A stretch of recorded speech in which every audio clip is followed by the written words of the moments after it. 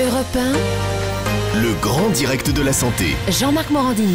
Sabrina Philippe, vous êtes psychologue d'abord. Qu'est-ce que ça veut dire schizophrénie? Pour moi, ça veut dire quelqu'un qui a deux personnes en tête, au fond. Alors, ils sont deux dans sa tête, quoi. Alors voilà, c'est Pour résumer justement ça de façon un peu populaire. c'est la confusion souvent qui est faite, et notamment au cinéma, parce qu'on présente souvent les schizophrènes au cinéma comme des personnes qui ont une personnalité multiple, et ce n'est pas le cas. Ah bon? En fait, non, ça c'est de la dissociation de personnalité, ça n'a rien à voir, mais souvent on associe, donc on dit oui, les schizophrènes dans le film, enfin le héros, Ouais. donc ça n'a rien à voir en fait. Schizo, c'est coupé. Phrénie, c'est l'esprit. Donc, esprit coupé. Mais comment il va être coupé? Alors, il faut que je vous explique un petit peu ce dont on parle ici. Parce que justement, c'est un terme qu'on emploie dans le langage courant, puis on ne sait pas ce que ça veut dire. Bon. Ça fait partie de ce qu'on appelle les psychoses. En psychologie, vous avez les psychoses et les névroses. C'est quoi la différence? Je vais vous faire un petit cours Allez-y. rapide de psychopatho. Alors, prenez vos petites notes. Attention, c'est parti. Imaginez que vous avez une araignée, une grosse araignée, imaginez, là, qui arrive sur le plateau, ici, là, au milieu du plateau. D'accord?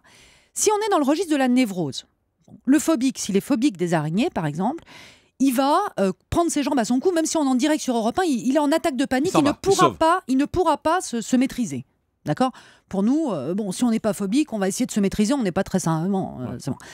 L'obsessionnel, lui, il va penser que cette araignée est sale, il va donc se dire c'est sale, il faut nettoyer, il va peut-être se laver en rentrant chez lui, se laver les mains, et peut-être nettoyer ici, enfin voilà. Bon, je fais ça grossièrement, mais c'est pour vous expliquer. Celui qui fait une dépression, il va se dire il n'y a pas de chance. Alors franchement, pour une fois que je suis sur Europe 1, une grosse araignée au milieu du plateau, franchement, c'est pas de bol. Il va voir les choses d'une façon négative. Là, pour l'instant, on est toujours en lien avec la réalité. D'accord? Dire qu'en réalité, oui. On n'a pas perdu pied avec la réalité. Dès qu'on passe du côté de la psychose, et c'est pour ça qu'on parle de folie en termes de schizophrénie, on n'est plus en lien avec la réalité. Par exemple, le paranoïaque, lui, va se dire que c'est un complot. C'est-à-dire que si cette araignée est là, c'est un complot, et un complot mondial contre lui, parce qu'on a mis l'araignée là exprès. Celui qui fait ce qu'on appelle la bipolarité, psychose maniaco-dépressive, lui, il va se dire, s'il est dans une phase maniaque, il faut sauver toutes les araignées du monde, il la prend dans ses bras, et il va se dire qu'il va monter une fondation bientôt pour les araignées. Et le schizophrène, lui, il va regarder cette araignée, et il va certainement avoir, s'il n'est pas soigné, des hallucinations visuelles et auditives.